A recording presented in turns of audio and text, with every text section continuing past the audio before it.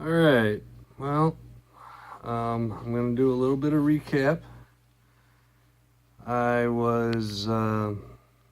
have been diagnosed with Marfan's. I have not gotten the actual diagnosis. We don't have the test results back yet as far as genetic testing. But between the fact that I am 6'6" and I average about 172 pounds, I've had bad eyes since first grade, and I was diagnosed with mitral valve prolapse at 2. So we're pretty sure that I have Marfan syndrome. That would explain a lot of the things that are going on. And the other thing that I know that they've diagnosed me with is Abernethy malformation. I was diagnosed with this by a hepatologist named Douglas LeBrock in Iowa City. So that's what has been, or that's what have and whatnot. Now I have 3 aneurysms that we've found thus far, one in the brain, one in the carotid artery, and one in the heart. The one in the brain is the one that we are presently concerned about, being as how it is the one that is the largest and at a point where it may burst. Wednesday, which is 2 days from now, this is the February 6th, I'm going in for surgery on my brain aneurysm.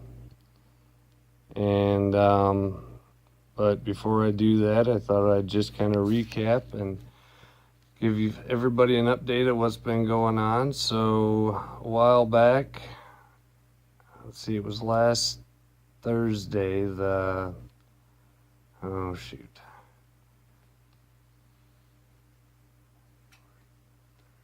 second, I was given Xiafan, which is an almost $2,000 medicine, which surprised me.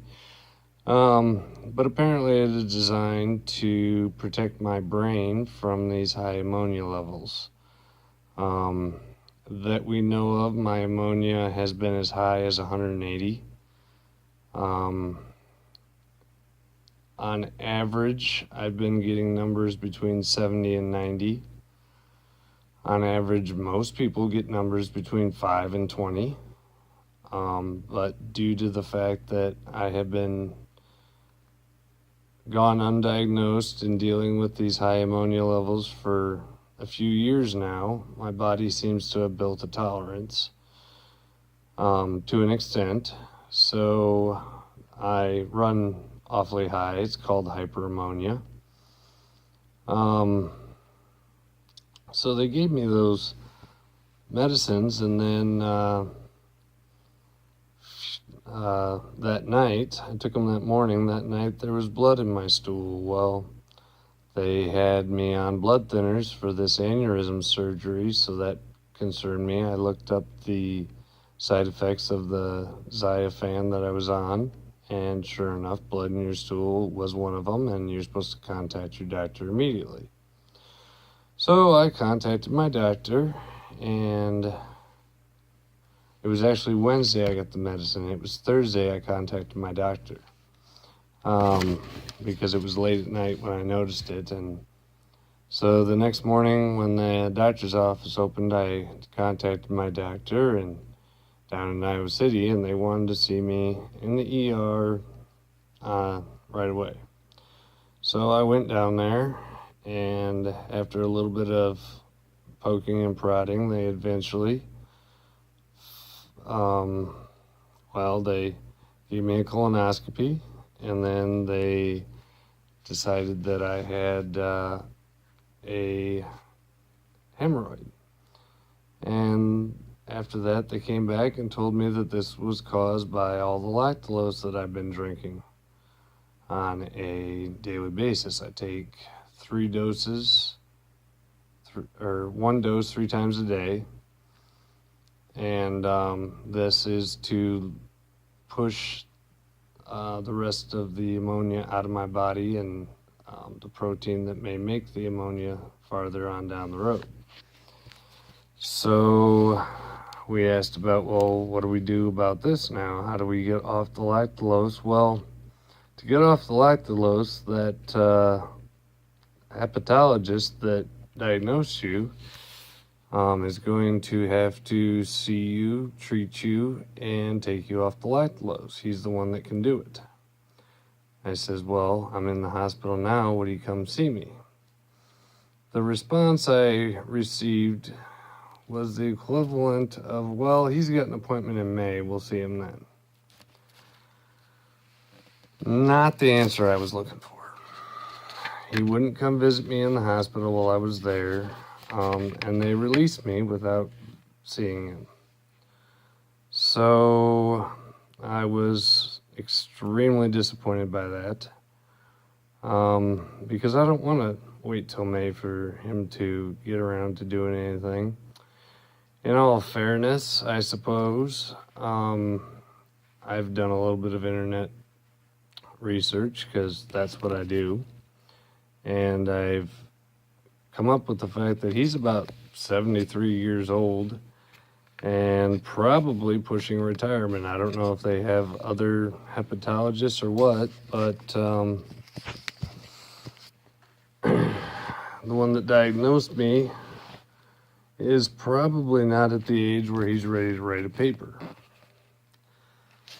Thing about the guy with the Marfan syndrome, and which is like,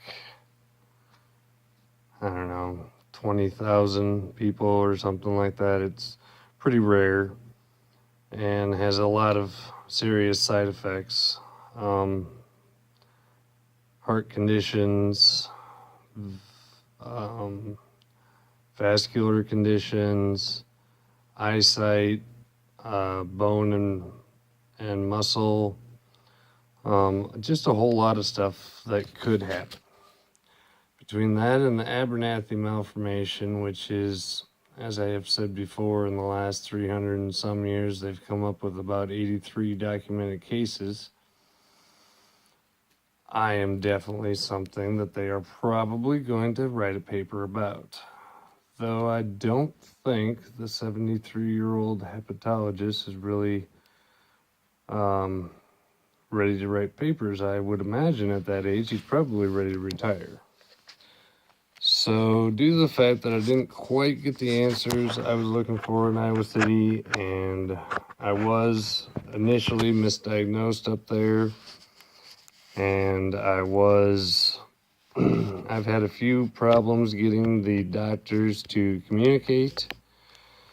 I have looked for other answers. I've talked to a few other people that have had things similar to this, and they pretty much told me, well, we were really hoping you would get answers in Iowa City, but we didn't have that kind of luck. We had to go to Mayo. So I have started the process with my doctor to get my referral to Mayo, and it sounds like they have no problem doing this. So that's good news. Other than that, that's kind of what's been going on, and what's now as far as my high ammonia levels. 2 weeks ago when I was in Iowa City, my levels were 103, and they says, well, you can stay in the hospital or you can go home and manage them yourself. You should know how to manage them by now. Okay, so I went home and I hydrated a lot and drank my lactulose, and I decided that the protein is what is being broken down to make these ammonia levels go high, and especially animal protein.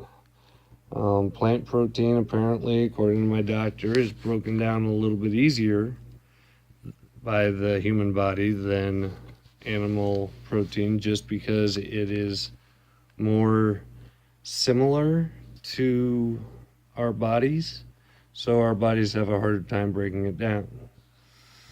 So I have limited my meat intake. I have stayed away from burgers, things like that. Maybe I'll have a pizza with a couple pepperoni slices on it, but no pork chops, burgers, steaks, things like that. Just kind of experimenting, I guess, to see what will bring my ammonia levels down to whatever level. So I did that for a week, and then I went back in the hospital the following Thursday, which was last Thursday, which was the 2nd. And my ammonia levels were 77, which is a phenomenal number for me because I usually don't get numbers that low. I've been averaging right around 80 to 90, well, right around 90 actually. If I can get 80 or 70, that's great. But so I didn't eat hardly any meat for a week, and it dropped the levels to 77. So out of the interest of experimentation, and for the fact that I was sitting in a hospital, which seems like the best place to experiment, I had after I got admitted, they had me on a whatever you want diet, so I had my wife go get me 3 just meat and cheese tacos. We got like a 6-pack and a pound or something, whatever. But I ate 3 of them, and so the next day, out of my own curiosity, I had my ammonia levels checked, and sure enough, it had jumped up to like 103. Well, that pretty much summed up what I kind of already assumed, that I'm going to have to really cut back on meats at least until they get this handled. I was really excited today. I got a phone call from Mayo, and they are ready to set up my appointments, and I've got an appointment set up with my physician here to make sure that I get the proper paperwork transferred over to them, and she can actually give me a referral. And so I guess I've been waiting for a good day to update you guys, but it's taken a couple days to get one of those after my experimentation. But yeah, things are turning around. They seem to be headed in a better direction, so I'm staying optimistic, and I guess I'm praying for a bit of a guiding hand for my surgeon on Wednesday, and after that they're going to keep me for a day or two, and then I should be back home and on from there. I appreciate all the concern and help and things that I'm receiving from all my friends and family and whatnot out there. I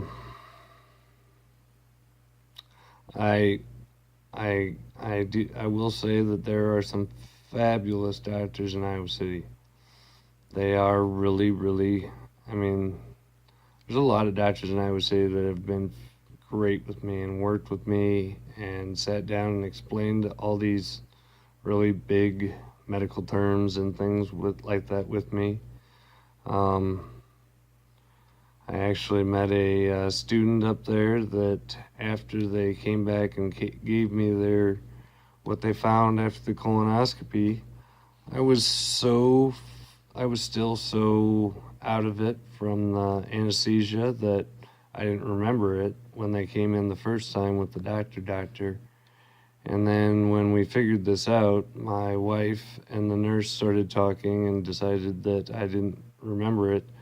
And we actually got this really neat nursing student that had been working with me quite a bit to come back, and he explained the whole thing, and he spent a lot of time going over all my questions and whatnot. And so I'm not saying that Iowa City isn't a phenomenal hospital. It's just that I'm running into a wall with one particular doctor, and